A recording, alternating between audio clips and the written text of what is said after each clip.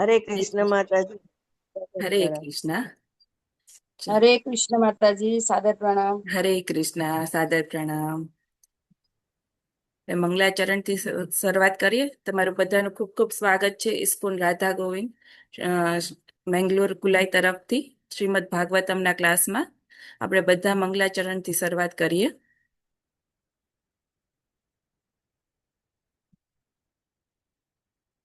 ઓમ અજ્ઞાન હરે કૃષ્ણ. ઓમ અજ્ઞાનતિમિરાન્ધસ્ય જ્ઞાનાંજનશલાકયા ચક્ષુરુન્મિલિतं येन તસ્मै શ્રીગુરુવે નમઃ. શ્રીચૈતન્યમનોભીષ્ટં સ્થાપિतं येन भूतले स्वयं रूप कदा मह्यं ददाति स्वपदान्तिकम्. वन्देऽहं श्रीगुरो श्रीयुतपदकमलं श्रीगुरुन् वैष्णवांश्च श्रीरूपं सागरजातं सगणा रघुनाथान्वितं तं सजीवम् साद्वैतं सावधूतं परिजनसहितं कृष्णचैतन्यदेवं श्रीराधा कृष्णपादान् सगणा ललिता श्रीविशाखावितांश्च हे कृष्ण करुणा सिन्धु दीनबन्धु जगत्पते गोपेश गोपिका कान्त राधाकान्त नमस्तुते. तप्त काञ्चन गौराङ्गी श्रीराधे वृन्दावनेश्वरी वृषभानुसुते देवी प्रणमामि हरिप्रिये. वाञ्छाकल्पतरुभ्यश्च कृपा सिन्धुभ्य एव च पतितानां पावनेभ्यो वैष्णवेभ्यो नमो नमः. नमो विष्णुपादाय कृष्णप्रेष्ठाय भूतले श्रीमती भक्तिवेदान्त स्वामी इति नामिनी. नमस्ते सारस्वती देवे गौरवाणी प्रचारिणी निर्विशेष शून्यवादी पाश्चात्य देशतारिणी. जय श्री कृष्ण चैतन्य प्रभु नित्यानंद श्री अद्वैत गदाधर श्रीवासादि गौर भक्त वृंद. हरे कृष्ण हरे हरे हरे कृष्ण हरे कृष्ण कृष्ण कृष्ण कृष्ण हरे हरे हरे राम राम हरे राम राम हरे राम राम राम राम हरे राम हरे. हरे हरे हरे जय कृष्ण श्री माताजी दंडवत कृष्ण माताजी, प्रणाम। दंडवत प्रणाम. जय कृष्ण कृष्ण माताजी, दंडवत દંડવત प्रणाम. પ્રણામ. ચાલો આપણે ભાગવતમના મંગલાચરણ તરફ આગળ વધીએ. ઓમ નમો ભગવતે વાસુદેવાય. ओम नमो ओम नमो भगवते भगवते वासुदेवाय. वासुदेवाय ઓમ નમો ભગવતે વાસુદેવાય. ओम ओम नमो नमो भगवते भगवते वासुदेवाय. वासुदेवाय ઓમ નમો ભગવતે વાસુદેવાય. ओम नमो ओम नमो ओम नमो भगवते भगवते भगवते वासुदेवाय. वासुदेवाय નારાયણં નમસ્કૃત્ય નરં ચૈવ નરોત્તમં नारायणं नमस्कृत्य नरं चैव नरोत्तमम् नरोत्तमम् દેવીં સરસ્વતીં વ્યાસં તતો જયમુદીરયેत्. देवीं देवी सरस्वतीं व्यासं ततो जयमुदीरये. शृण्वता स्वकथा कृष्ण पुण्या श्रवणकीर्तना ગુણતા ગુણવતાં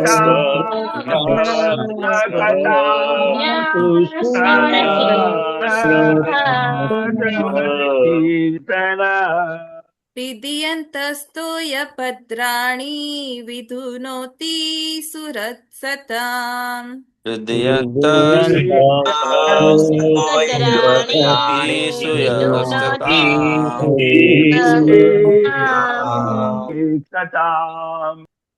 નષ્ટપ્રાયેષ્વભદ્રેષુ નિત્યં ભાગવત સેવયા નષ્ટપ્રાયેષ અભદ્રેષુ ભાગવત સેવયા ભગવત્યા ઉત્તમ શ્લોકે ભક્તિર્ભવતિ નૈષ્ટિકી ભગવત્યા ઉત્તમ શ્લોકે ભક્તિ નૈષ્ટિકી. તો આપણે લોકો નિત્ય આપણે ભાગવતમની સેવા કરવી જોઈએ. બે ભાગવત છે, ગ્રંથ ભાગવત અને ભક્ત ભાગવત. તો આપણે બંનેની સેવા હંમેશા કરવી જોઈએ. એ સેવા કરવાથી શું થશે? આપણા બધા જે અભદ્ર અકલ્યાણ છે એ બધું નાશ પામશે અને આપણે ભગવાનના ચરણ કમળમાં નૈષ્ટિકી ભક્તિ પ્રાપ્ત કરીશું. હરે કૃષ્ણ. નારાયણી સુનેના માતાજી. આજે હરે કેટલા કૃષ્ણ. હરે કૃષ્ણ માતાજી, સાદર પ્રણામ. હરે કૃષ્ણ બધાને સાદર પ્રણામ. આજે ઓનલાઈન મંગલા આરતીમાં 118 લોકોએ હાજરી આપી હતી. હરી બોલ. હરે કૃષ્ણ. હરી હરી બોલ. બધા ભક્તો જે બધાએ ઓનલાઈન મંગળા આરતીમાં હાજરી આપી હતી તેનો ખૂબ ખૂબ આભાર. અને જેટલા જપામાં પણ જોડાયેલા હતા તેનો પણ ખૂબ ખૂબ આભાર. આપણે બધા એના માટે હરે કૃષ્ણ મહામંત્ર બોલાવીશું. હરે કૃષ્ણ હરે હરે કૃષ્ણ કૃષ્ણ કૃષ્ણ કૃષ્ણ હરે હરે હરે રામ રામ રામ રામ હરે રામ રામ રામ હરે હરે. હરે કૃષ્ણ માતાજી. હરે હરે કૃષ્ણ હરે હરે કૃષ્ણ કૃષ્ણ. હરે કૃષ્ણ. દંડવત પ્રણામ. આજે આપણે શ્લોક નંબર ત્રીજા સ્કંદના 14મા અધ્યાયનો 33 અને 34 બંને શ્લોક છે. તો પહેલા 33માં 5 પ્રભુજી 5 માતાજી, પછી 34માં પણ એવી રીતે 5 પ્રભુજી 5 માતાજી, એવી રીતે આપણે કરીશું. આપણે શ્લોકના પારાયણ તરફ આગળ વધીશું. દિતિસ્તુ વિડિતા તેન કર્માવધેન ભારત દિત્તિ તો વિદિતા તેન કર્માવધેન ભારત.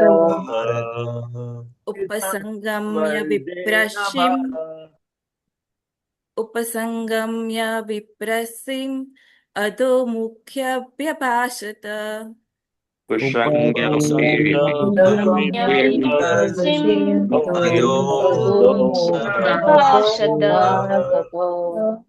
દિતિસ્તુ વ્રીડિતા તેન કર્માવધેન ભારત વિદિતા તેન કર્માવધેન ભારત. ઉપસંગમ્ય વિપ્રશ્રીમ અધોમુખ્યભ્યભાષત ઉપસંગમ્ય વિપ્રશ્રીમ વ્યભાષત.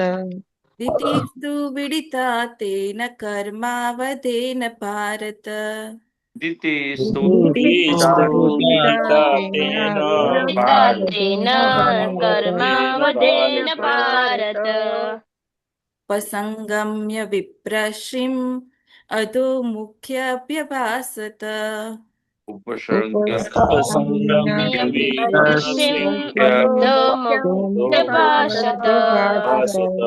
હરે કૃષ્ણ. 5 પ્રભુજી 5 માતાજી. દિતિસ્તુ વ્રીડિતા તેન કર્માવધેન ભારત વિદિતા તેન ભારત. ઉપસંગમ્ય વિપ્રસિમ અધોમુખ્યભ્યભાષત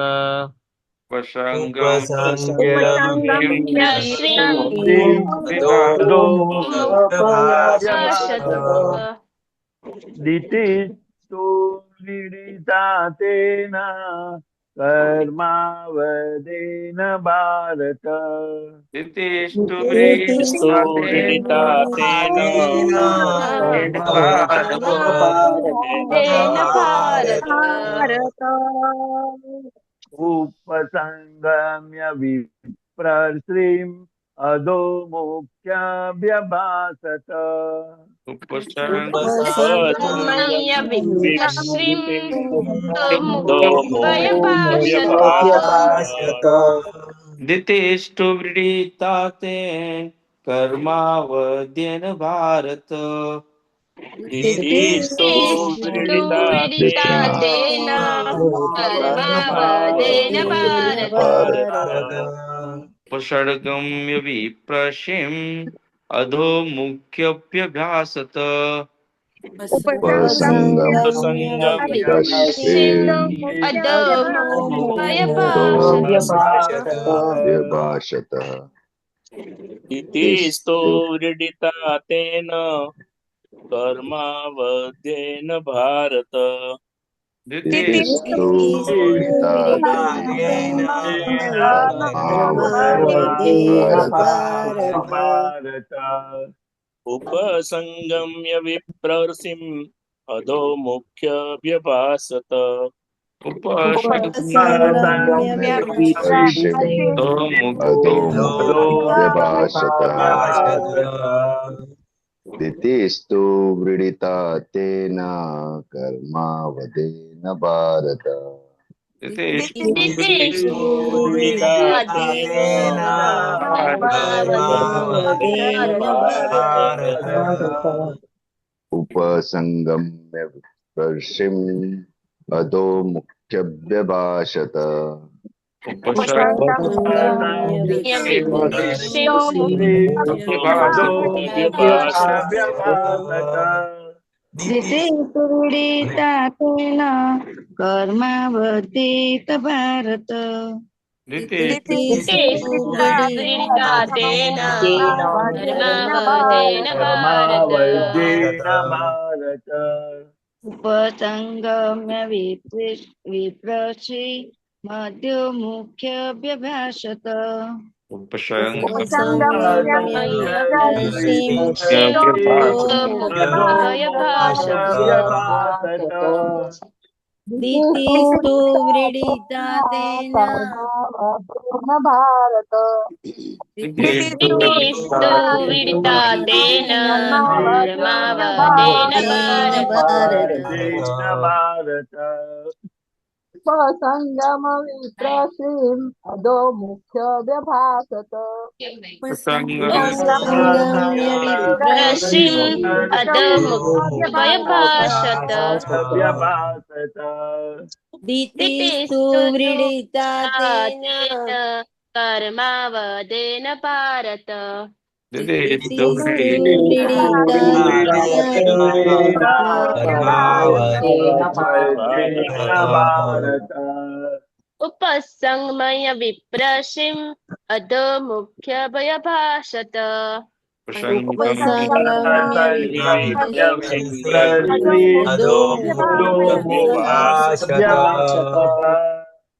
दितिस्तु वृडिता तेन कर्मावर्धेन भारत दितिस्तु व्रीडिता तेन कर्मावदेन भारत उपसंगम्य विप्रश्रीम् अधोमुख्य व्यभासत विप्रशिम अधोमुखभयभाषत दितिस्तु वृडिता तेन कर्मावधेन भारत दितिस्तु वृडिता तेन कर्मावर्धेन भारत उपसंगम्य विप्रसिम अधोमुख्यभ्यभासत उपसंगम्य विप्रश्रीम् अधोमुखभयभाषत આપણે શબ્દાર્થ તરફ આગળ વધશું. હરે કૃષ્ણ. શબ્દાર્થ. દીતિ કશ્યપની પત્ની, દીતિ કશ્યપની પત્ની. કશ્યપની પત્ની દીતિ કશ્યપની પત્ની. તું પરંતુ તું પરંતુ પરંતુ પીડિતા લજ્જા પામી. દીતા લજ્જા પામી. તેનાથી તેનાથી કર્મ કર્મ કર્મ અવધેન સદોષ. અવધેના સદોષ. ભારત હે ભારત ભારત ઉપસંગમ્ય નજીક જઈને નજીક જઈને વિપ્રશીમ બ્રહ્મર્ષિની બ્રહ્મર્ષિની અધઃમુખી મુખ નીચું કરીને નીચું કરીને અભ્યભાસત વિનયપૂર્વક કહ્યું. વિનયપૂર્વક કહ્યું. અનુવાદ: હે ભારત, તે પછી દીતિ દોષયુક્ત કર્મને કારણે મુખ નીચું કરી પોતાના પતિની નજીક ગઈ અને તેણે આ પ્રમાણે કહ્યું. ભાવાર્થ માટે હરે કૃષ્ણ. અમરીશ પ્રભુજી. ભાવાર્થ માટે હેમા રાજગોર માતાજીના. હેમા રાજગુર માતાજી. હરે કૃષ્ણ. હરે કૃષ્ણ માતાજી. ભાવાર્થ બાય શીલા પ્રભુપાદ દ્વારા શીલા પ્રભુપાદની જય. ઘૃણાસ્પદ કર્મથી માણસને જ્યારે શરમ આવે છે ત્યારે સ્વાભાવિક રીતે તેનું મુખ નીચું થઈ જાય છે. પતિ સાથે ઘૃણિત મૈથુન કર્યા પછી દીતિ ભાનમાં આવી. આવા મૈથુનને વેશ્યાવૃત્તિ ગણી નિંદા કરવામાં આવી છે. બીજા શબ્દોમાં, જો યોગ્ય રીતે નીતિ નિયમોનું પાલન ન થાય તો પત્ની સાથેનું સમાગમ વેશ્યાવૃત્તિ સમાન છે. હરે કૃષ્ણ માતાજી. દંડવત પ્રણામ. હરે કૃષ્ણ. દંડવત પ્રણામ. ખૂબ ખૂબ આભાર હેમા રાજગોર માતાજી, સુંદર ભાવાર્થ વાંચવા બદલ. આપણે શ્લોક 34 ના પારાયણ તરફ આગળ વધીએ. દીતિ ઉવાચ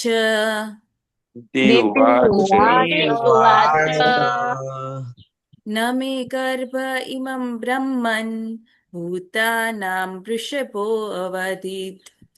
ન મે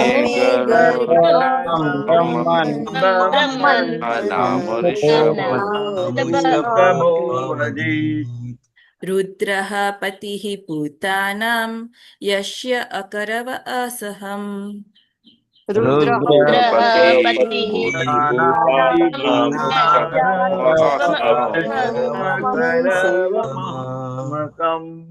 દીતિ ઉવાચ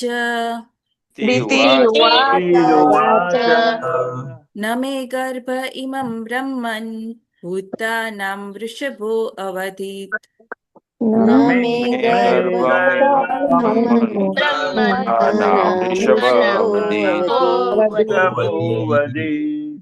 રુદ્રઃ પતિઃ ભૂતાનાં યસ્ય અકરવ અસહમ. રુદ્રપતિ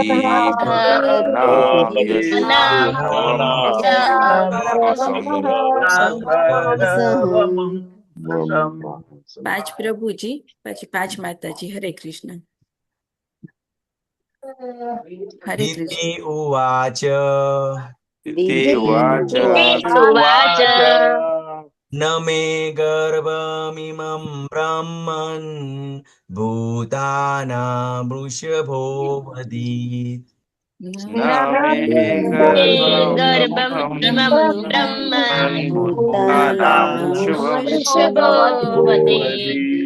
રુદ્રપતિર્હિ ભૂતાનાં યસ્યાકરમ અહસમ.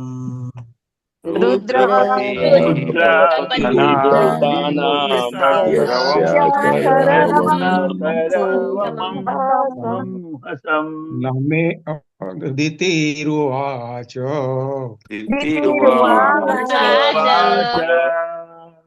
ન મે ગર્ભમિમં બ્રહ્મન ભૂતાનાં વૃષભો વધિત.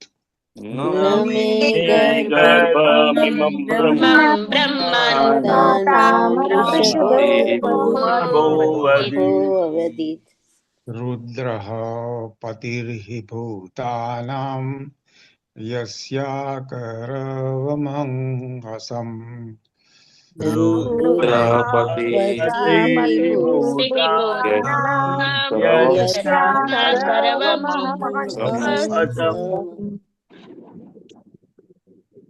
હરે કૃષ્ણ. માતાજી કોઈને લેવો છે કે શબ્દાર્થ? દીતિ ઉવાચ ઉવાચ ન મે ગર્ભમિમં બ્રહ્મન ભૂતાનાં વૃષભો ભવતીત ન મે ઇમં બ્રહ્માનામૃષભો વદેત રુદ્રઃ પતિહિં ભૂતાનાં યસ્યા કરવ મહંસમા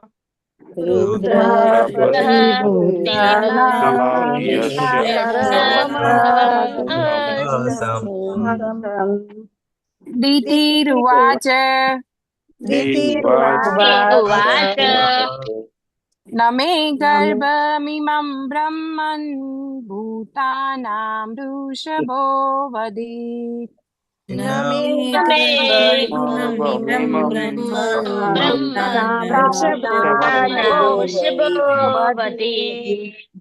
રુદ્રઃ પતિઃ ભૂતાનાં યસ્યા કરવમં હસમ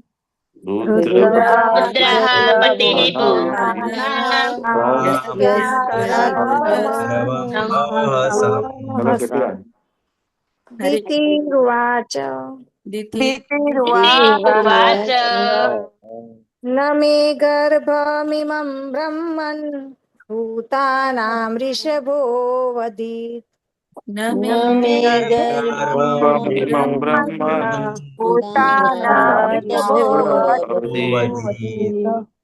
રુદ્રઃ પતિઃ ભૂતાનાં અસ્યા કરવમહસમ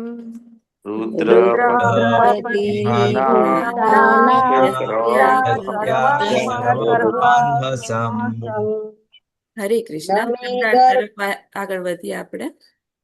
દીતિ ઉવાચ, દીતિએ કહ્યું. ન નહીં. મેં મારો. ગર્ભમ ગર્ભ. ગર્ભ. ઇમમ આ. બ્રહ્મન હે બ્રાહ્મણ. ભૂતાનામ જીવ માત્રના. ઋષભ શ્રેષ્ઠતમ. અવધિત વધ કરે. રુદ્ર ભગવાન શિવ. પતિ સ્વામી. હિ નક્કી. ભૂતાનામ જીવ માત્રના. યશ્ય જેમનો. અકરવમ મેં કર્યો છે.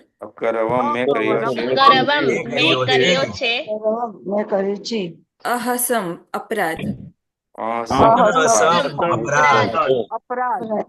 અનુવાદ. સુંદર દીતિએ કહ્યું, હે પ્રિય બ્રાહ્મણ, જીવ માત્રના ઈશ્વર એવા શિવ ભગવાન તેમના પ્રત્યે મેં કરેલા મહાન અપરાધને કારણે મારા ગર્ભનો નાશ ન કરે તે જોવાની આપ કૃપા કરો. ભાવાર્થ માટે હરે કૃષ્ણ. માતાજીને આપું.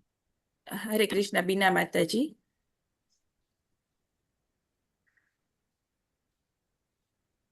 હરે કૃષ્ણ. હરે કૃષ્ણ માતાજી. હરે કૃષ્ણ.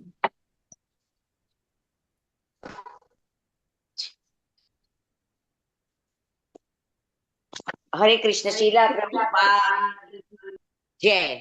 ભાવાર્થ. દીતિ તેના અપરાધ અંગે સજાગ થઈ હતી અને શિવજી તેને ક્ષમા આપે તે માટે આતુર હતી. શંકર ભગવાનના બે લોકપ્રિય નામ છે રુદ્ર અને આશુતોષ. તેઓ બહુ ક્રોધમાં આવી જાય છે તેમજ જલ્દીથી પ્રસન્ન પણ થઈ જાય છે. દીતિ જાણતી હતી કે તેમના સિદ્ધ કોપી સ્વભાવને કારણે શિવજી કદાચ તેણે નિયમ વિરુદ્ધ વર્તી પ્રાપ્ત કરેલી સર્વાવસ્થાને બગાડે, ક્ષતિ પહોંચાડે, પરંતુ તેઓ આશુતોષ પણ હતા. તેથી તેણે તેના બ્રાહ્મણ પતિને શિવજીને પ્રસન્ન કરવામાં પોતાને સહાય કરવા આજીજી કરી, કારણ કે તેના પતિ શંકર ભગવાનના મહાન ભક્ત હતા. કહેવાનો ભાવ એ છે કે દિતિએ પોતાના પતિને નિયમનું ઉલ્લંઘન કરવાની ફરજ પાડી. તેથી શિવજી કદાચ પોતાના પર કોપાયમાન થયા હોય, પણ તે તેના પતિની પ્રાર્થનાનો અસ્વીકાર નહીં કરે. તેથી ક્ષમા માટેની પોતાની અરજી તેણે તેના પતિ મારફત રજૂ કરી. તેણે ભગવાન શિવજીની નીચે મુજબ પ્રાર્થના કરી. હરે કૃષ્ણ માતાજી. શીલા પ્રભુપાદ કી જય. હરે કૃષ્ણ. ખૂબ ખૂબ ધન્યવાદ બીના માતાજી, સુંદર ભાવાર્થ વાંચવા બદલ. હવે આપણે આગળ વધીએ. ઓમ અજ્ઞાન તિમિરાંધસ્ય જ્ઞાનાંજન શલાકયા ચક્ષુરુન્મિલિતમ યેન તસ્મૈ શ્રી ગુરુવૈ નમઃ. શીલ પ્રભુપાદની જય. ગુરુ મહારાજની જય. હું અહીં જે કઈ બોલું તે ગુરુ શિષ્ય પરંપરામાંથી બોલવાની કોશિશ કરું છું. જો કઈ બી ભૂલ હોય તો એ મારી ભૂલ હશે. તો મારાથી જો કઈ ભૂલ થાય તો તમે બધા પરમ વૈષ્ણવ છો, તો તમે મને માફ કરજો. હરે કૃષ્ણ. હવે આ જે શ્લોક છે 33 અને 34 આપણે જોઈ ગયા કે ભક્તિનો કિલ્લો છે એ ગૃહસ્થ આશ્રમ છે. આપણે અગાઉના શ્લોકમાં જોઈ ગયા. એટલે આમાં જે છે ભૌતિક આકર્ષણ કેવું પ્રબળ હોય છે, અને ભૌતિક આકર્ષણમાંથી આપણા જીવનમાં પણ આવું ભૌતિક આકર્ષણ હોય છે. અને ભૌતિક આકર્ષણમાંથી બચવા માટે આપણે શું કરવું જોઈએ? તો કે ગુરુનો આશ્રય સ્વીકારવો જોઈએ. તે આપણને અહીં મેઇન કહેવામાં આવ્યું છે. એટલે કે ગુરુનો આશ્રય શું છે તેની વિષયની અહીં વાત છે.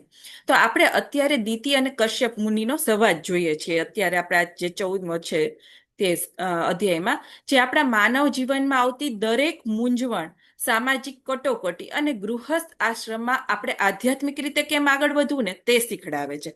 એટલે આ શ્લોક પરથી આપણે માનવીય મનોવિજ્ઞાનની કામ વાસનાના અંધત્વનો પ્રભાવ અને અકાળે લીધેલા નિર્ણયના વિનાશથી ભયંકર પરિણામ આવે છે ને તે સમજાવે છે. તો હવે આપણે અગાઉ જોયું કે દિતિ છે ને એ સંધ્યાકાળે, એટલે કે જે સમય કેવળ આપણે ભગવત આરાધના માટે અનામત રાખવામાં આવે છે, તે જ સમયે કામ વાસનાને કારણે પોતાના અતિ સમર્થ અને બ્રાહ્મણ પતિ કશ્યપ મુનિને મૈથુન માટે વિવશ કર્યા હતા. અને તેણે અજાણતા સૃષ્ટિના નિયમો, એટલે કે જે ભગવાન શિવના ધર્મશાસ્ત્રનો મોટો અનાદર કર્યો હતો. એટલે આ એક ક્ષણિક આવે કેવી રીતે મહાન ઋષિને પણ વિચલિત કરી શકે છે, અને તેમાંથી કેવી રીતે આસુરી પ્રજાનું નિર્માણ થાય છે, એટલે કે પતન થાય છે. અને પતન થયા પછી આપણે શું કરવું ને એનું સોલ્યુશન આપણને આ શ્લોકમાં આપવામાં આવ્યું છે. એટલે આ શ્લોક છે કે 33મા શ્લોકમાં દિતિના હૃદયમાં જાગેલો તીવ્ર પશ્ચાતાપ બતાવવામાં આવ્યો છે. અને 34મા શ્લોકમાં તે પશ્ચાતાપ દ્વારા પોતાના સમર્થ પતિના માધ્યમથી રક્ષણ મેળવવાની વ્યાકુળતા અને અંતે ભગવાન શિવજીના ચરણ કમળમાં તે નમ્ર શરણાગતિ સ્વીકારે છે. એટલે તેના પરથી આપણને ખબર પડે છે કે ગુરુ અને વૈષ્ણવ કેવા હોય છે, અને આપણે કેવી રીતે તેમની શરણાગતિ સ્વીકારવી. બરોબર ને? એટલે અહીં આપણે છે મૈત્રેયજી છે એ વિદુરજીને કહે છે, અને શું કહે છે તે આપણે શબ્દ થોડાક જોઈએ તો તેન કર્મેણા અવધેન, એટલે કે તે દોષયુક્ત નિંદનીય કર્મ દ્વારા. તો એ કેવા દોષયુક્ત કર્મ હતા? તો કે સંધ્યાકાળે મૈથુન કરવું ને તે દોષ હતો. અને ઉપસંગમ્ય દિતિ તું વિડિતા, એટલે કે ઉપસંગમ્ય એટલે કે પાસે જઈને, એટલે કે દિતિ પોતાના દોષ ભાવના ભાર હેઠળ નમ્ર બનીને પોતાના આધ્યાત્મિક આશ્રયદાતા પતિની નજીક અત્યંત લજ્જિત થઈ, એટલે કે કામનો આવેગ એનો શાંત થતા દિતિને ભાન થયું. તેણે ધાર્મિક મર્યાદાનું ઘોર ઉલ્લંઘન કર્યું છે એવું એમને ભાન થયું, જેથી તેના હૃદયમાં તીવ્ર પશ્ચાતાપ થયો. અને આ પશ્ચાતાપ થતા તે પતિ પાસે જાય છે, અને તે શબ્દનો ઉપયોગ કરે છે વિપ્રસીમા, એટલે કે દિતિ અહીં કશ્યપ મુનિને કેવળ પતિ તરીકે નહીં પણ બ્રાહ્મણ ઋષિ તરીકે જુએ છે, જે તેમને ભૌતિક તેમજ આધ્યાત્મિક સંકટમાંથી બચાવી શકે છે. અને એ કેવી રીતે એમના પતિ પાસે જાય છે? તો કે અધોમુખી એટલે કે પોતાનું મસ્તક નીચે લજ્જાથી નીચે કરતું જાય છે. એટલે આપણે પણ જોઈએ કોઈ પણ સાધકથી કે આપણાથી પણ કઈ ભૂલ થાય ને એટલે આપણું મસ્તક છે ને આપોઆપ નીચે થઈ જાય છે. અને આ મસ્તક નીચે થઈ જાય એટલે એને આપણે અભય ભાસતા એટલે કે નમ્રતા આવે છે. અને તે નમ્રતા પૂર્વક તેના પોતાના પતિ સમક્ષ વ્યાકુળતા રજૂ કરે છે. અને શું વ્યાકુળતા રજૂ કરે છે તે 34મા શ્લોકમાં આવે છે. 34મા શ્લોકમાં તે કહે છે કે હે બ્રાહ્મણ કશ્યપ મુનિ, મેં ગર્ભમ ઇમમ એટલે કે મારા ગર્ભના એટલે કે દીતિ પોતાના પેટમાં રહેલા અકાળ ગર્ભાધાન પામેલા બાળકના રક્ષણ માટે કહે છે. અને કહે છે યશ્ય અકરવ અસહ એટલે કે ભગવાન શિવ પ્રત્યે એણે મોટો અપરાધ કર્યો છે. બરોબર, તે કહે છે. એટલે અને પછી શિવજી ભગવાન વિશે કહે છે ભૂતાના વૃષભ એટલે કે દીતિ ભગવાન શંકર વિશે અહીં તર્ક કરે છે. તે તેના મનમાં છે ને દ્વંદ્વની સ્થિતિ હોય છે. એક બાજુ ભય હોય છે કે શંકર ભગવાન એના ઉપર કોપાયમાન થશે અને એક બાજુ એને આશા હોય છે કે તેના ગર્ભની તે રક્ષા કરશે. એટલે તે દીતિ ભગવાન શંકર વિશે કહે છે અને અહીં તર્ક કરે છે.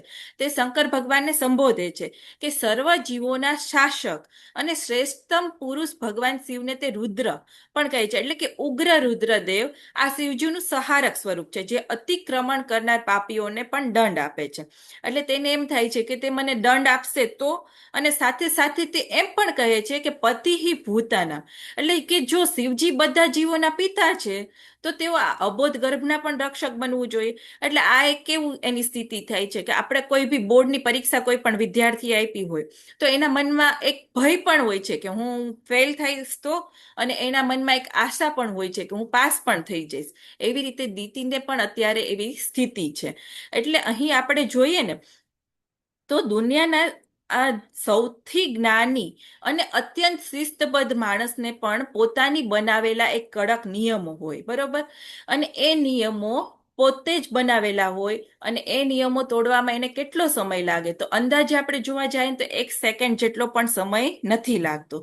એ નિયમો તોડવા માટે આજે ચર્ચામાં જે એક વાસ્તવિકતાની વાત છુપાયેલી છે જે આપણા સૌની અંદર ક્યાંક ને ક્યાંક છુપાયેલી છે તે જે છે આપણી લાલસા અને આપણા ભટકતા મનની વાત કરવામાં આવી છે.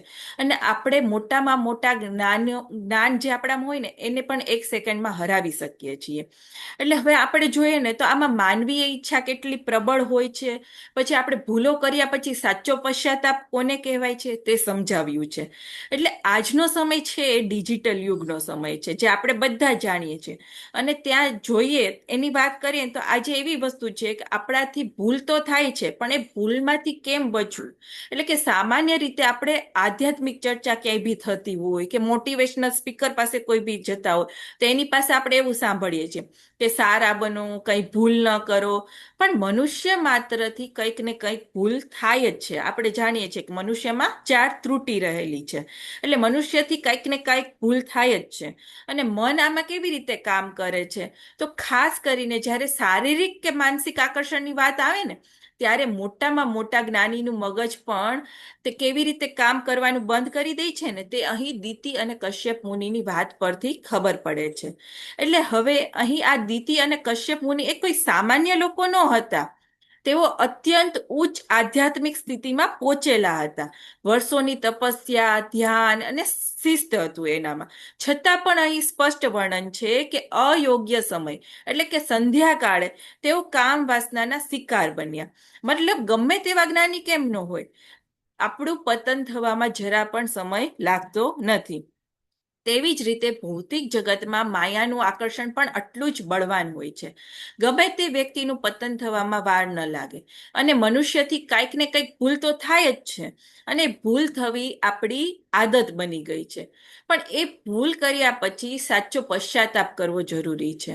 અને એ માટે આપણને કાલે માતાજીએ કીધેલું હતું એ પશ્ચાતાપ કર્યા પછી પણ જો આપણામાં ભજનનું બળ ન હોય ને તો આપણે એકની એક ભૂલ છે ને વારંવાર કરીએ છીએ. અને એ ભૂલને કરવામાં, મનને કાબૂમાં રાખવામાં અને ફરીથી પતન ન થાય ને એના માટે આપણે ગુરુ અને વૈષ્ણવોની સેવા કરવી જરૂરી બને છે. વ્યક્તિગત ભક્તિ કરવી જરૂરી બને છે. સાધના કરવી જરૂરી બને છે. શ્રીમદ ભગવદ્ ગીતા ભાગવતમનું આજે નિત્ય શ્રવણ પાઠન જરૂરી બને છે. જે આપણને આ શ્લોક પરથી ખબર પડશે. એટલે આ કથાનો હેતુ કશ્યપ મુનિ અને દિતિની નિંદા કરવાનો નથી, પણ આમાંથી આપણે શીખવાનું છે કે માનસિક આકર્ષણ અને કામ વાસના એ અત્યંત બળવાન પરિબળો છે. અને આ આસક્તિ આપણે જોવા જઈએ તો આ આસક્તિ સ્ત્રી અને પુરુષ બંનેનામાં સમાન હોય છે, બરોબર ને? તે કોઈનો હોદ્દો નથી જોતી કે બેંક બેલેન્સ નથી જોતી, અને તે કોઈની આધ્યાત્મિક સ્થિતિ પણ નથી જોતી.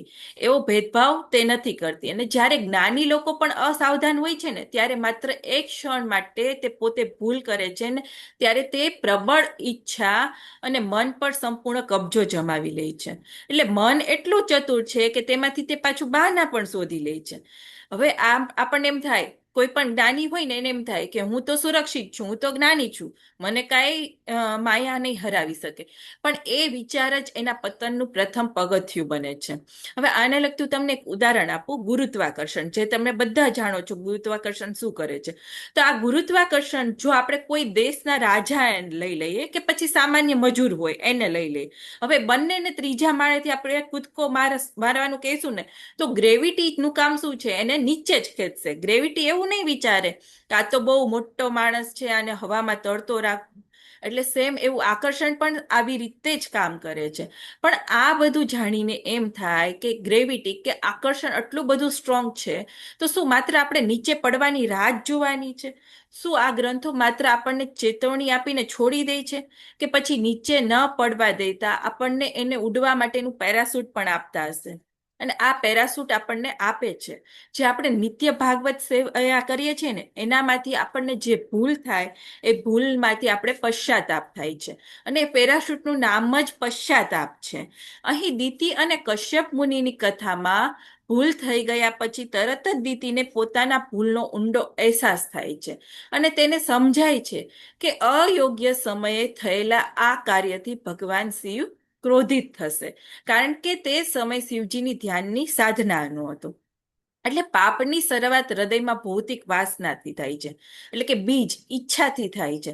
ત્યારબાદ મનુષ્ય પાપનું કાર્ય કરે છે, અને કળયુગમાં કોઈ તાત્કાલિક સજા ન મળવાને કારણે મનુષ્ય વારંવાર પાપનું પુનરાવર્તન કરી અને આ ચક્રમાં ફસાયેલો રહે છે. અને દ્વિતીય અયોગ્ય સમયે સંધ્યાકાળે કામ ઈચ્છાના તીવ્ર વેગમાં આવી ગયેલી હતી, જે તેના પાપનું વાસ્તવિક કાર્ય હતું. પરંતુ શ્લોક 33માં દિતિ લજ્જા અનુભવે છે. અહીં આપણે વિડીતા એવા શબ્દનો ઉપયોગ કર્યો હતો, અને પોતાનું મસ્તક નીચે નમાવી દે છે, અધોમુખી. અને આ પસ્તાવો અને અપરાધ બોધ જ દર્શાવે છે કે તેણીએ પોતાના અહંકારને ઓગાળી અને પાપના આ ચક્રને આગળ વધતું અટકાવી દીધું છે. એટલે આવી રીતે જો આપણને પણ પસ્તાવો થાય ને, તો આપણે જેની ભૂલ થઈ હોય ને એની પાસે જઈ અને સીધી માફી માંગીએ છીએ. પણ અહીં દિતિ સીધી ભગવાન શિવ પાસે ક્ષમા માંગવા જતી નથી. તે પોતાના પતિ કશ્યપ મુનિ પાસે ક્ષમા માંગવા જાય છે અને પોતાની નબળાઈનો સ્વીકાર કરે છે. એટલે અહીં દિતિ જે પશ્ચાતાપ થયો ને તે પેરાશૂટ છે, પણ પેરાશૂટ હજી ખુલ્યું નહોતું, એટલે ઉડવાની પ્રક્રિયા હજુ ચાલુ નહોતી થઈ. પણ આ પેરાશૂટ ખુલવાની પ્રક્રિયા એ છે કે દિતિ સીધી શિવજી પાસે ન ગઈ. અને એનું કારણ શું હશે? કોઈ કહેશે કે દિતિ સીધી શિવજી પાસે કેમ ન ગઈ? હરે કૃષ્ણ. તો આની પાછળનું મોટું કારણ એ છે. હરે કૃષ્ણ. હરે કૃષ્ણ. હા, એટલે એમના બેનના પતિ તરીકે કદાચ હોઈ શકે. હરે કૃષ્ણ. હરે કૃષ્ણ. હા, એ બી વાત બરોબર છે. અને આની પાછળનું મોટું કારણ એ છે કે આપણે કોઈ પણ ભૂલ કરીએ ને, તો માત્ર મનમાં ને મનમાં ભગવાન પાસે આપણે માફી માંગીએ છીએ, અને ત્યારે આપણો અહંકાર એમને એમ જ રહે છે. પણ આપણે કોઈ જજ કરતું નથી.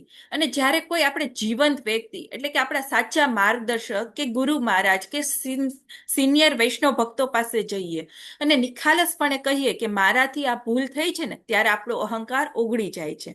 અને તે સિનિયર વૈષ્ણવ ભક્તો કે આપણા ગુરુ મહારાજ કે સાચા વૈષ્ણવ ભક્તો આપણી ભલામણ ભગવાન પાસે કરે અને ભગવાનના ક્રોધ કે દંડથી આપણને બચાવે છે. એટલે દિતિ જાણતી હતી કે કશ્યપ મુનિ મહાન ભક્ત છે અને શિવજી પણ મહાન ભક્ત છે, બરોબર ને? એટલે દિતિ છે એ સીધા શિવજી પાસે ન ગયા. એટલે આપણે ગઈએ છીએ ને વૈષ્ણવ નામ યથા શંભુ, એટલે કે બધા વૈષ્ણવોમાં પરમ વૈષ્ણવ છે. એટલે શિવજી ભલે દિતિ પર ગુસ્સે હોય, પણ તે ભક્ત કશ્યપજીની પ્રાર્થનાને ક્યારેય નકારી શકશે નહીં. અને ભગવાન કૃષ્ણ પણ ભગવદ્ ગીતામાં કહે છે કે જેઓ મારી સીધી ભક્તિ કરે છે ને તે મારા સાચા ભક્ત નથી, પરંતુ જે મારા ભક્તોના ભક્ત છે ને તે જ મને પ્રિય છે. એટલે આ ગુરુ અથવા મધ્યસ્થ દ્વારા શરણાગતિનો પ્રચંડ સિદ્ધાંત છે. અને દીતિની આ કથામાં આપણને શીખડાવે છે કે નબળાઈ સમયે આપણને સાચો સંબંધ જ બચાવે છે. પણ અહીં એમના તે પતિ સાથે ગૃહસ્થ આશ્રમમાં હતા અને એ એમના પતિની શરણાગતિ સ્વીકારે છે, બરોબર. અને આજના સમયમાં આપણે જોવા જાય તો સાચા સંબંધો સાચવવાનો કોઈને સમય રહ્યો નથી, કારણ કે માયા એટલી પ્રબળ છે. પ્રાચીન સમયમાં જોવા જઈએ, પહેલાના સમયમાં તો મુનિઓ માટે જે માયા હતી ને તે આજના સમયમાં ડિજિટલ સ્વરૂપ લઈને આવી છે. એટલે પહેલાના સમયમાં ગુરુને શિષ્યને સમજાવવું પડતું કે માયા શું છે, પણ આજના સમયમાં આપણે જોવા જઈએ તો દરેક પાસે મોબાઈલ ફોન છે. પહેલા માયા છે ને ભયંકર વાઘ જેવી હતી, પણ અત્યારે આપણે માયા ને પાલતુ કૂતરા જેવી બનાવી દીધી છે, જેને આપણે પટ્ટો બાંધી અને ખિસ્સામાં લઈને ફરીએ છીએ. અને આપણને એવો ભ્રમ છે કે આપણે તેના પર કંટ્રોલ કરીએ છીએ, પણ હકીકતમાં તે આપણને દોડવે છે. આપણે જોવા જઈએ તો ફોનમાં ઇન્સ્ટાગ્રામ, ફેસબુક, રીલ્સ, તે આપણને એક જોઈએ તો બીજું જોવાનું મન થાય, બીજું જોઈએ ત્રીજું જોવાનું મન થાય, એમ થાય લાવને હજુ 5-10 મિનિટ જોઈ લો. એમ કરી આપણો સમય ક્યાં વેડફાઈ જાય એ ખબર નથી પડતી. એટલે આપણને એમ થાય કે આપણે તેના પર કંટ્રોલ કર્યો છે, પણ નહીં, તે લોકો આપણને દોડવે છે. અને આપણે ભારતમાં જોવા જઈએ તો 65% લોકો 6 કલાકથી પણ ઓછી ઊંઘ લે છે. અને આવું શા માટે બને છે? તો કે રાત્રે સુવા ટાઈમે તે સ્ક્રીન સ્ક્રોલ કરે છે, ઇન્સ્ટાગ્રામ, ફેસબુક એ બધું કરે છે. આ એક રાજસિક ભાવના છે જે મનની શાંત સ્થિતિમાં ઈચ્છાઓ એની સતત પીડાતી રહે છે. એટલે સતત કાંઈક ને કાંઈક નવું જોવાની એને ઈચ્છા થાય છે. અને આને કારણે બધાના પરિવારમાં સ્નેહ સુકાઈ ગયો છે. જ્યાં જોવા જઈએ ને ત્યાં બધા ફોન લઈને બેઠા હોય છે અને આ બધું રીલ્સ ને સ્ક્રોલ કરતા હોય છે. એટલે ગૃહસ્થ જીવન એકદમ ડ્રાય થઈ ગયું છે. જ્યારે પહેલાના જમાનામાં ગૃહસ્થ જીવનમાં કેવું હતું કે આપણા ઘરમાં જેટલા પણ દાદી દાદા હોય કે પતિ પત્ની હોય કે બાળકો હોય, કાલે માતાજીએ વાત કરી હતી તે પ્રમાણે બધા રાત્રે એક સાથે બેસે, શ્રીમદ ભાગવતમ ભગવદ્ ગીતાનું પાઠન કરે અને કેન્દ્રમાં ગમે તે કાર્ય કરે, કેન્દ્રમાં ભગવાન કૃષ્ણ હોય છે. પણ અત્યારે એવું રહ્યું નથી. મોબાઈલ છે એક માયા બની ગઈ છે. અને આમ આપણે વારંવાર, મોબાઈલના બે પાસા છે, સારી રીતે પણ ઉપયોગ થઈ શકે અને ખરાબ રીતે પણ ઉપયોગ થઈ શકે. એટલે આમ આપણે વારંવાર ટેકનોલોજીને ખરાબ ગણીએ છીએ, પણ ટેકનોલોજી તો જે આ ખરાબ ટેકનોલોજી જે છે એ ખાલી મેદાન શોધે છે, કે જ્યાં ખાલી મેદાન હોય ને ત્યાં તે આવી જાય. અને આપણું મન છે ને એને જગ્યા આપે છે. એટલે જ્યારે આપણા જીવનમાં કોઈ ઉચ્ચ ધ્યેય નથી હોતું કે આધ્યાત્મિક આશ્રય નથી હોતો, ઉચ્ચ ધ્યેય એટલે કે ભગવાન કૃષ્ણના ચરણ કમળમાં આપણે પરમ ગતિ પામવી, અને આધ્યાત્મિક આશ્રય એટલે કે ગુરુ શિષ્ય પરંપરામાં ગુરુનો આશ્રય સ્વીકારો. જ્યારે આવી રીતે આપણે ઉચ્ચ ધ્યેય કે આધ્યાત્મિક આશ્રય નથી હોતો ને ત્યારે મન સ્વાભાવિક રીતે નીચલા સ્તરના વિક્ષેપો વિશે વિચારે છે. જે અત્યારે તમને કહું છું કે રીલ્સ, ફેસબુક, ઇન્સ્ટાગ્રામ એના વિશે જ વિચારે છે. એટલે એમાં મોબાઈલ અત્યારે જોવા જાય તો સાવ સસ્તું માધ્યમ અત્યારે થઈ ગયું છે. અને આ મોબાઈલ અને ટેકનોલોજીને કારણે ગૃહસ્થ આશ્રમમાં કાંઈ નીતિ નિયમો નથી રહ્યા. અને શ્રીલ પ્રભુપાદ તેના ભાવાર્થમાં પણ અત્યારે આ શ્લોકમાં કહ્યું છે, ગૃહસ્થ જીવન વિશે કહે છે કે જો યોગ્ય રીતે નીતિ નિયમોનું પાલન ન થાય ને તો પત્ની સાથેનો સમાગમ વેશ્યાવૃત્તિ સમાન છે. અને શ્રીલા પ્રભુપાદ 1969માં શ્યામા દેવીદાસીને એક પત્ર લખ્યો હતો. તેમાં તે કહેતા હતા કે શાસ્ત્રોમાં વિવાહ સંસ્કાર એ માત્ર ઇન્દ્રિય તૃપ્તિનું લાયસન્સ નથી, પરંતુ આધ્યાત્મિક ઉન્નતિ અને કૃષ્ણ ભાવિત સંતાન પ્રગટ કરવા એક પવિત્ર યજ્ઞ છે. એટલે અત્યારે આપણે જોવા જઈએ તો ગૃહસ્થ જીવનમાં માયા એટલી પ્રબળ છે કે સંબંધો નબળા પડી ગયા છે. તો શું આપણને એમ થાય કે આ ગૃહસ્થ જીવનમાં આવું બધું થઈ ગયું છે તો આ બધું છોડી અને આપણે જંગલમાં જતું રહેવું સારું પડે? એટલે ઘણા લોકોને એમ થાય કે આના કરતા બ્રહ્મચારી રહેવું સારું અને સંન્યાસ લઈ લેવું સારું. તો આપણે ગૃહસ્થ બ્રહ્મચારી અને ગૃહસ્થ જીવન વચ્ચેનો આપણે તુલનાત્મક અભ્યાસ કરીએ ને તો સ્પષ્ટ થશે કે કપડાં બદલી નાખવાથી મન નથી બદલાઈ જતું. એટલે બંનેને પોતપોતાના અલગ સંઘર્ષો હોય છે. તો પહેલા આપણે ગૃહસ્થ આશ્રમ વિશે જોવા જઈએ તો ગૃહસ્થ આશ્રમ એક પવિત્ર આશ્રમ હોવો જોઈએ. પણ અત્યારે જોવા જાય ને તો અત્યારે એક પોલીસ સ્ટેશન જેવું બની ગયું છે, જ્યાં સવારથી સાંજ સુધી એકબીજા સાથે વાદ વિવાદ કુસંકા ઝઘડાઓ ચાલે છે. કોઈ શાંતિથી નથી જીવતા, બધાને કંઈક ને કંઈક મેળવવાની દોટ હોય છે. તેમાં બાળકોનું પણ ભવિષ્ય બગડે છે. ત્યાં કેન્દ્રમાં કૃષ્ણ નથી હોતા કે કેન્દ્રમાં કૃષ્ણ ભાવિત પ્રવૃત્તિ નથી થતી હોતી. પણ સાચું લગ્ન જીવન તો આસક્તિ વિનાનું, એટલે કે મનને જે શાંતિ આપે ને તે હોય છે. એટલે ફલ્ગુ વૈરાગ્ય નહીં પણ યુક્ત વૈરાગ્ય, જે કેન્દ્રમાં કૃષ્ણને રાખવા તે હોય છે. એટલે માત્ર લગ્ન કરવાથી કે બધું છોડી સંન્યાસી બનવાથી કામ વાસના નથી મરી જતી, મન તો તેનું તે જ રહે છે. એટલે સંન્યાસી હોય કે ગૃહસ્થ હોય કે બ્રહ્મચારી હોય, એની ઇન્દ્રિયોને સતત ઉચ્ચ પ્રકારના કાર્ય એટલે કે આધ્યાત્મિક કાર્યમાં વ્યસ્ત રાખવી પડે છે. અને આમાં આપણે બ્રહ્મચારીની વાત કરીએ તો બ્રહ્મચારી છે એ પ્રસાદ લઈને જે ઉર્જા મેળવે છે ને તે ગુરુ અને ઠાકોરજીની સેવામાં જ વાળે છે. તેના કડક નિયમો પાળવા પડે છે. અને આપણે અગાઉના શ્લોકમાં જોયું તે પ્રમાણે કે માયા છે એ બહુ પ્રબળ હોય છે. એટલે બ્રહ્મચારીમાં કઈ સેફટી નથી હોતી, પણ ગૃહસ્થ આશ્રમ એક કિલ્લા જેવું હોય છે, જેમાં પત્ની એને કિલ્લાનું આમ રક્ષણ આપે છે. એટલે ગૃહસ્થ આશ્રમમાં વ્યક્તિએ પત્ની પતિ સાસુ કુટુંબ બધા સાથે 24 કલાક સતત સમાધાન કરીને જીવવું પડે છે. તેથી આ બધી જવાબદારી વચ્ચે આપણે મનને સ્થિર રાખવા માટે આપણે ગમે તે આશ્રમમાં હોઈએ પણ હરે કૃષ્ણ મહામંત્રનો જપ કાળજીપૂર્વક કરવા કહેવામાં આવ્યું છે. આ માટે આપણે ગમે તે આશ્રમમાં હોય પણ આપણા મનમાં આસક્તિ હોય ને તો તે આપણા દોષનું મૂળ કારણ બને છે. એટલે જો સ્ત્રી ભક્તિભાવમાં હોય ને તો તેના માટે કામી પુરુષ માયા છે, અને પુરુષ ભક્તિભાવમાં હોય ને તો તેના માટે કામી સ્ત્રી એક માયા છે. હવે આના લગતું એક ઉદાહરણ આપું. એટલે આપણે આ લોકો ગમે તે આશ્રમમાં હોઈએ, ગૃહસ્થ આશ્રમમાં કે બ્રહ્મચારી આશ્રમમાં, આપણે ગુરુનો આશ્રય સ્વીકારવો જરૂરી બને છે. અને ગુરુનો આશ્રય હશે ને તો આપણને માયા છે ને હરાવી નહીં શકે. હવે આના લગતું એક ઉદાહરણ આપું. જૈમિની મુનિ ની કથા અને ગુરુ મહર્ષિ વ્યાસદેવની કથા છે. એટલે જૈમિની મુનિ કોઈ સામાન્ય શિષ્ય ન હતા, તે વ્યાસદેવના અત્યંત વિદ્વાન શિષ્ય હતા.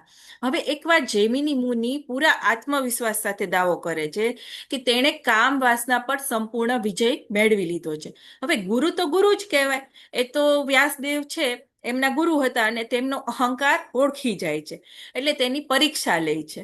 ત્યારે એ સમયે બહાર એકદમ કાળું અંધારપટ હતું અને વાવાઝોડું એકદમ ફૂંકાતું હતું, વરસાદ તૂટી પડ્યો હતો.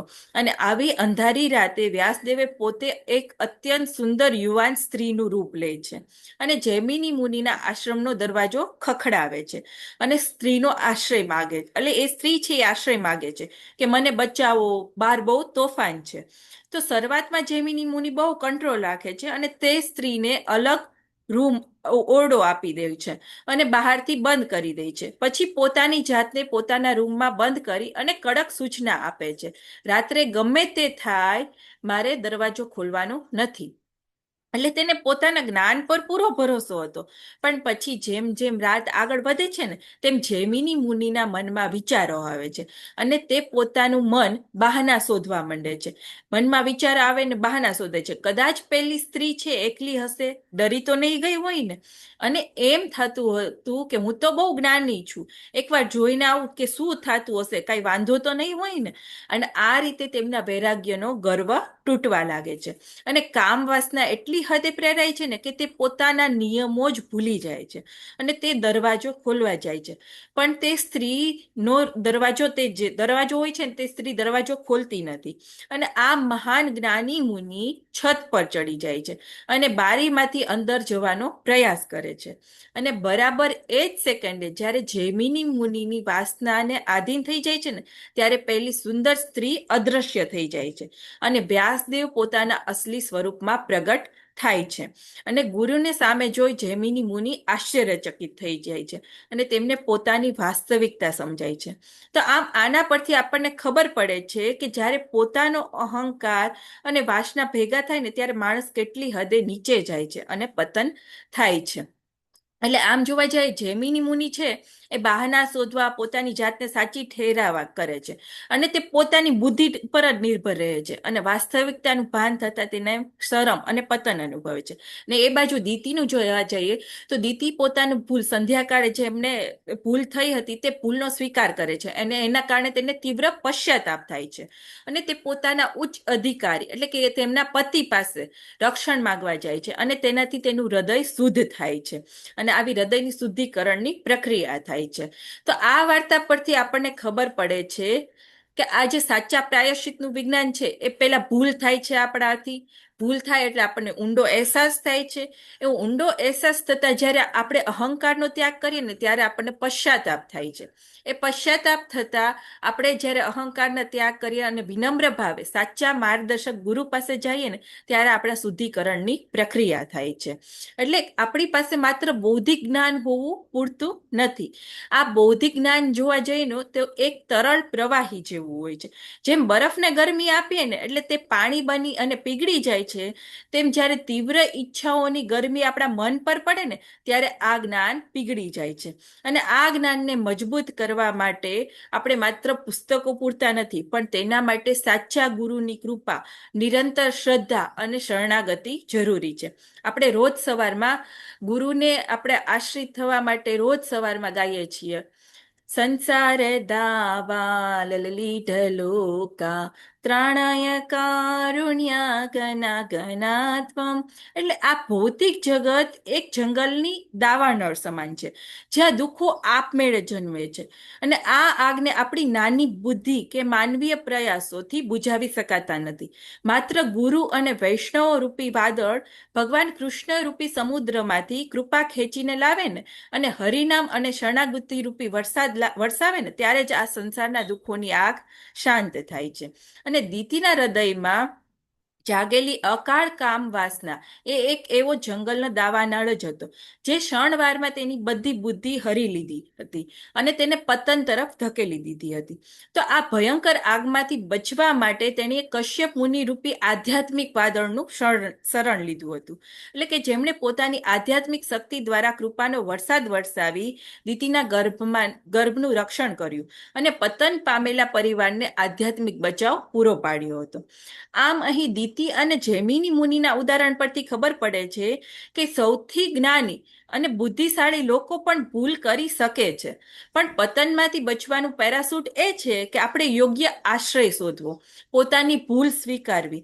અહીં દીતી જેમ પતનમાંથી અટકવા માટે પશ્ચાતાપ થયો અને કશ્યપ ઋષિની શરણાગતિ સ્વીકારી, તેવી રીતે આપણા જીવનમાં પણ આપણા મનની ભૌતિક આસક્તિને દૂર કરવા માટે અને આપણા પતનમાંથી બચવા માટે પશ્ચાતાપ માટે ગહન જ્ઞાનની જરૂર પડે છે.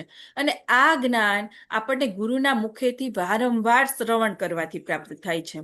એટલે કે ગુરુના વચનોનો વારંવાર શિષ્ય ભાવે સાંભળવાથી જ આપણું હૃદય શુદ્ધ થાય છે અને સાચું જ્ઞાન પ્રગટ થાય છે. આપણે ગાઈએ છીએ ને, દિવ્ય જ્ઞાન રીતે પ્રકાશિતો. એટલે આવી રીતે આપણા હૃદયમાં જ્ઞાન પ્રગટ થાય છે. અને આપણે જોવા જઈએ ને તો ભગવાન પોતાના કાનૂન તોડનારા અસુરો માટે વ્રત સમાન કઠોર હોય છે, જેમ કે કંસ, હિરણ્યકશ્યપ, એ બધાને દંડ આપે છે. પરંતુ ગુરુ અને વૈષ્ણવ તો એવા કૃપાળુ હોય છે ને કે જેઓ પોતાના પાપીઓના ઉદ્ધાર માટે, તેમને ભક્તિ આપવા માટે તેમનું પાપ અને દુઃખ છે ને પોતાના માથે લઈ લે છે. એક્ઝામ્પલ આપણે જોવા જઈએ તો શ્રીલ પ્રભુપાદ, નિત્યાનંદ પ્રભુ અને હરિદાસ ઠાકુર જે આપણા જીવંત ઉદાહરણો છે. હવે શ્રીલ પ્રભુપાદની આપણે વાત કરીએ તો તે પોતાની 70 વર્ષની ઉંમરે, જ્યારે સામાન્ય માણસ જોવા જાય ને તો 70 વર્ષની ઉંમરે બધું છોડી અને એમ કે હવે તો મારા રિટાયરમેન્ટનો સમય છે, મારા આરામનો સમય છે, એ સમયે શ્રીલ પ્રભુપાદે અમેરિકા જવાનું જોખમ ઉઠાવ્યું.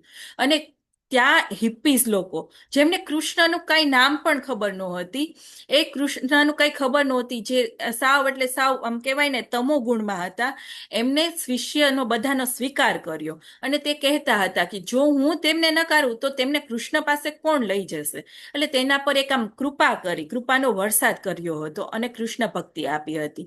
આપણે નિત્યાનંદ પ્રભુનું કહીએ તો જ્યારે જગાઈ મધાઈનો બધાને પ્રસંગ ખબર જ છે, જ્યારે મધાએ નિત્યાનંદ પ્રભુ પર પ્રહાર કર્યો ત્યારે ચૈતન્ય મહાપ્રભુ બહુ જ ગુસ્સે થઈ ગયા મધાઈ ઉપર. ત્યારે નિત્યાનંદ પ્રભુ ચૈતન્ય મહાપ્રભુને કહે છે કે આ ઘાનો પીડા મને હરિનામ નથી લેતા ને એના કરતા ખૂબ જ ઓછી છે, અને તેમને ચૈતન્ય મહાપ્રભુના પ્રકોપથી બચાવ્યા હતા. તો આ પણ એક એની કૃપાનું ઉદાહરણ છે. પછી આપણે હરિદાસ ઠાકોરનું જોઈએ તો 22 બજારોમાં માર ખાવા છતાં તે પોતાના અપરાધી, જે એમને અપરાધી હતા ને એની માટે જ તે ભગવાનને પ્રાર્થના કરી હતી કે એમને બચાવજો. તો આ એક કૃપાના વરસાદ જ છે કે જે પોતાના માટે નહીં પણ પોતાના ભક્તો માટે જ વિચારે છે. અને આવી રીતે જો કશ્યપ મુનિ જો ધારે ને તો દીતીને તત્કાળ ત્યજી શકતા હોત, પણ એક પરમ દયાળુ ભક્ત હોવાને કારણે તેમણે દીતીના પ્રસ્તાવનાને સ્વીકાર કર્યો અને દીતીના ગર્ભના રક્ષણ માટે ભગવાન શિવ સમક્ષ મધ્યસ્થતા કરી. એટલે ભગવાન એટલે આ કશ્યપની આ અસીમ દયાના કારણે દીતીનો ગર્ભ બચી ગયો હતો. અને આમ જોવા જાય ને તો ભગવાનની સીધી સેવા કરવાથી આપણા મનમાં છે ને ક્યારેક અહંકાર આવી શકે કે હું તો બહુ મોટો ભક્ત છું, હું ભગવાનની સીધી સેવા કરું છું. પણ જ્યારે ભક્ત અહંકાર છોડી સામાન્ય ભક્તો અને વૈષ્ણવોની તૃણ સમાન કરે છે સેવા, એટલે કે દાસાનું દાસ થાય છે ને, ત્યારે ભગવાન અતિ શીઘ્ર પ્રસન્ન થાય છે અને સાચી મુક્તિ અને અદ્ભુત આધ્યાત્મિક આપણને આનંદ આપે છે. આ પરથી એક તમને કથા કહું. રંગનાથ સ્વામી અને ત્યાં એક ભક્ત હતા. એ ભક્ત છે ને રંગનાથ સ્વામીને ડાયરેક્ટ ત્યાં જ પંખો નાખવાની સીધી સેવા કરતા હતા અને ભગવાન સાથે રોજ વાતો કરે. એટલે એના મનમાં સમય જતા થોડોક અહંકાર આવ્યા લાગ્યો કે હું તો સૌથી મહાન ભક્ત છું, કે હું તો સીધી ભગવાન સાથે વાત કરું, ભગવાનની સીધી સેવા કરું છું. અને જ્યારે ભગવાનને એમને પૂછ્યું ત્યારે ભગવાને એમને કહ્યું કે મને મુક્તિ ક્યારે મળશે? ત્યારે ભગવાને એમ કહ્યું કે તને મુક્તિ નહીં મળે. ત્યારે ભગવાનને એમને પૂછ્યું કે કેમ? તો ભગવાને કહ્યું તે મારી સેવા કરી છે પણ મારા ભક્તો, જે વૈષ્ણવ ભક્તો છે એની ક્યારેય સેવા કરી નથી. એટલે ભક્તે સીધો પંખો નીચે ફેંકી દીધો અને સામાન્ય ભક્તોને સાયકલ, બળદગાડામાં બેસાડી મંદિર સુધી પહોંચાડવાની સેવા કરી હતી. આમ આપણે ભગવાનની સીધી સેવા કરવાથી આપણામાં અહંકાર આવવા જાય છે, પણ જ્યારે દાસાનું દાસ બની અને ભગવાનની સેવા કરીએ છીએ ને ત્યારે ભગવાન પ્રસન્ન થાય છે. એટલે દીતીએ અગાઉ પોતાના અહંકાર અને ઈર્ષાના કારણે કશ્યપ મુનિને વશ કર્યા હતા, પરંતુ શ્લોક 33માં કહ્યું તે પ્રમાણે લજ્જાથી તે નીચે જોવે છે અને તેનો અહંકાર સંપૂર્ણપણે નાશ પામ્યો હતો અને તેણે એક વિનમ્ર દાસી બની પોતાના પતિની સેવા સ્વીકારી અને તેને આધ્યાત્મિક ઉત્થાન એટલે ગર્ભાથી બચવાનું મુખ્ય કારણ બન્યું હતું. આમ આપણે પણ આપણી બુદ્ધિનો ઉપયોગ કરી મનને સમજાવવું પડશે કે આ શરીર એક માટીનું સાધન છે અને જો આપણે બુદ્ધિપૂર્વક આપણે ઇન્દ્રિય પર કાબુ નહીં રાખીએ ને તો આ ભૌતિક જગતમાં ક્ષણવારમાં પણ પતન તરફ ધકેલી દે છે. પણ ગુરુ અને શાસ્ત્ર દ્વારા બુદ્ધિને તીવ્ર કરવામાં આવે ને તો મુશ્કેલ કાર્ય પણ સરળ થઈ જાય છે. અને આપણે જોવા જઈએ ને તો સીધું કૃષ્ણ ભાવનામૃતના જે ધોરણે છે ને પહોંચવું ખૂબ જ કઠિન છે, કારણ કે તેના ધારા ધોરણો ખૂબ જ ઊંચા છે. પરંતુ વૈષ્ણવો અને શુદ્ધ ભક્તોના શરણમાં જવું અત્યંત સરળ છે, કારણ કે તેઓ કૃપા સિંધુ છે. આપણે કહીએ છીએ ને વાંછા કલ્પતરુભ્યશ્ચ કૃપા સિંધુ, એટલે તેઓ કૃપા સિંધુ છે. એટલે મુક્તિ મેળવવાની લાલસા છોડી કેવળ ભક્તોની દાસ્ય ભાવે સેવા કરવાથી આપણને સર્વોચ્ચ આનંદ મળે છે. અને દીતી ભગવાન શિવ કે કૃષ્ણ પાસે ન ગઈ, પરંતુ તેણે અતિ સરળતાથી પોતાના પતિ કશ્યપ મુનિના ચરણો પકડી લીધા અને કશ્યપજીના આશ્રય જતા શિવજી અને ભગવાનની અદ્ભુત કૃપા તેના પર વરસી અને તેનો ભય દૂર થયો. આમ આ બંને શ્લોક પરથી આપણને ખબર પડે છે કે ભૂલ થવી મનુષ્યની આમ કહેવાય ને કે સહજ છે, કે ગમે ત્યારે ભૂલ થાય, પરંતુ આપણે આપણો અહંકાર છોડી પસ્તાવો કરવો જોઈએ. ગુરુ પરંપરાના માધ્યમથી કપટ રહિત શરણાગતિ સ્વીકારવી જોઈએ, નમ્રતાપૂર્વક ગુરુ પાસે જવું જોઈએ અને આપણી ભૂલ સ્વીકારવી જોઈએ અને હૃદયના શુદ્ધિકરણ માટે શ્રવણ અને હરિનામનો જપ જ કરવો જોઈએ. એ કળિયુગમાં બંધનોમાંથી મુક્તિ મેળવવાનો એકમાત્ર માર્ગ છે. એટલે દીતીની જ આ શરણાગતિને કારણે જ આગળ જતા અસુર વંશમાં પણ પ્રહલાદ મહારાજ જેવા પરમ ભાગવત ભક્તોનો જન્મ થયો, જે દર્શાવે છે કે ગુરુ અને વૈષ્ણવના આશ્રયથી થયેલી શરણાગતિ પતિત પરિવારને પણ પરમ પવિત્ર બનાવી દે છે. અને આના લગતો આપણે પણ પ્રાર્થના કરવી જોઈએ કે હે ગુરુ મહારાજ, જો જાણતા અજાણતા આપણે તો અહીં ભૌતિક જગતમાં રહીએ છીએ, એટલે માયા આપણી આજુબાજુ ઘણી બધી છે. તો જાણતા અજાણતા માયામાં મારો પગ લપસી જાય ને તો તમે મારો હાથ પકડજો, તમે મને આશ્રય આપજો અને મારા જીવનની રક્ષા કરજો. અને આપણે હરિનામથીને જ આ વસ્તુ છે, આ ભક્તિના કિલ્લા એટલે ગૃહસ્થ આશ્રમમાં જીવવું જોઈએ અને ગુરુનો આશ્રય સ્વીકારવો જોઈએ. આ સાથે હું મારી વાણીને વિરામ આપું છું. જો મારાથી કઈ ભૂલચૂક થઈ હોય તો મને માફ કરજો. વાંછા કલ્પતરુભ્યશ્ચ કૃપા સિંધુભ્યૈવ ચ પતિતાનાં પાવનેભ્યો વૈષ્ણવેભ્યો નમો નમઃ. અનંત અનંત કોટી વૈષ્ણવ વૃંદની જય. શ્રીલા પ્રભુપાદની જય.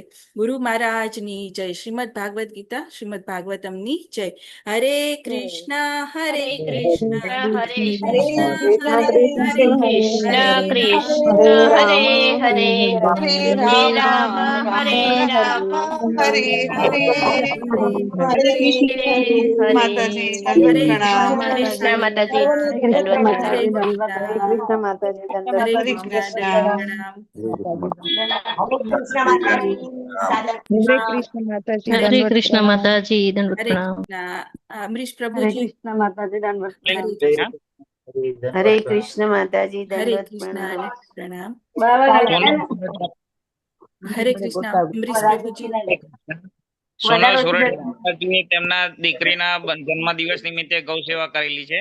તેમજ ધ્રુવિસા પટેલ માતાજીએ તેમના પોતાના બર્થડે નિમિત્તે પણ ગૌ સેવા કરેલી.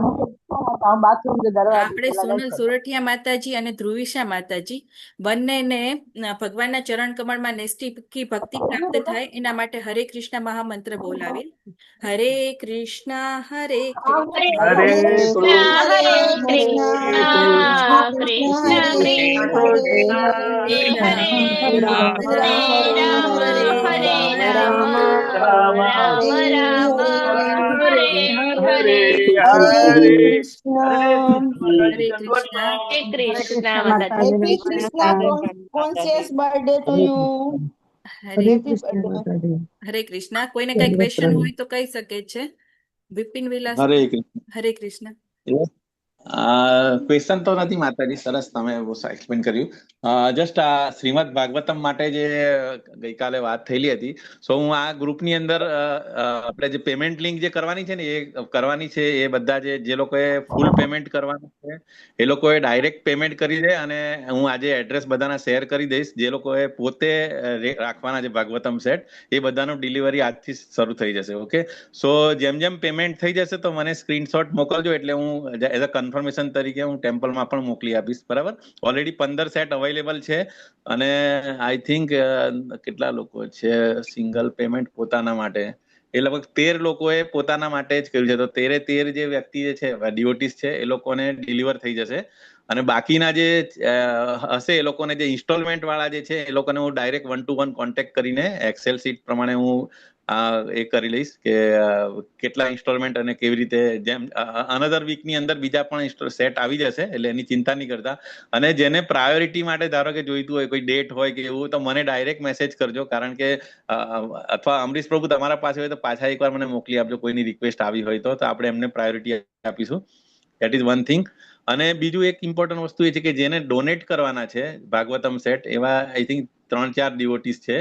તો એમણે જો આઈડેન્ટિફાઈ કર્યું જ હોય કે મારે આને જ આપવાનું છે તો પ્રશ્ન નથી, તો એ જ એડ્રેસ છે. પરંતુ હજુ કોઈ આઈડેન્ટિફાઈ ના કર્યા હોય કે મારે ડોનેટ કરવું છે પણ કોને ડોનેટ કરવાનું એ મને નથી ખબર, સો એના માટે પણ આપણે પછી વાત કરીશું. 1-to-1 હું ફોન કરીશ. બરાબર, સો બસ આટલું જ છે, બાકી કશું નથી. એટલે આજથી at least you start giving the payment. Okay, અને ઇન્સ્ટોલમેન્ટ વાળાને હું 1-to-1 વાત કરીશ. અને જેને ડોનેશન કરવાનું નથી બાકી, એટલે મતલબ ક્લિયર નથી કોને આપવું, એ પણ આપણે પછી એને પેલામાં આપણે એડ કરી દઈશું કે આપણે ઇન્સ્ટોલમેન્ટમાં આપણે સ્પોન્સર કરીએ છીએ ને એની અંદર જો ના હોય તો. અને જો ઓલરેડી ડિફાઇન હોય કે મારા રિલેટિવ છે કે કોઈને આપવાનું છે ફ્રેન્ડને, તો પછી એ ડાયરેક્ટ ત્યાં ડિલિવરી થઈ જશે. Okay, provided. તો સ્ટાર્ટ પેમેન્ટ. અને પેમેન્ટની લિંક હું હમણાં મૂકી દઈશ આ ગ્રુપની અંદર જ. આપણે જે ટેમ્પલની જે લિંક છે એની અંદર એક સ્ટોર કરીને છે, એની અંદર ભાગવતમની લિંક છે. સો રેઝર પે થી તમે પેમેન્ટ કરી શકશો. બરાબર, અને કઈ પણ ઇસ્યુ હોય ધારો કે પ્રભુજી બેન્કિંગ પેમેન્ટ. હા, એટલે હું એ જ કહું છું કે રેઝર પે થી ધારો કે ના થશે તો પછી મને કોન્ટેક્ટ કરજો.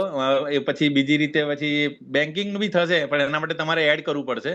તો એના એવું કઈ કન્સ્ટ્રક્ટર મને okay QR code net banking થી થઈ જશે. ક્યુઆર કોડ થી થઈ જશે ને પ્રભુજી? થશે QR કોડ પણ થશે અને નેટ બેન્કિંગ થી પણ થશે. અને એની લિંક આવી પણ જશે ને ભાગવતમ માં જ ને?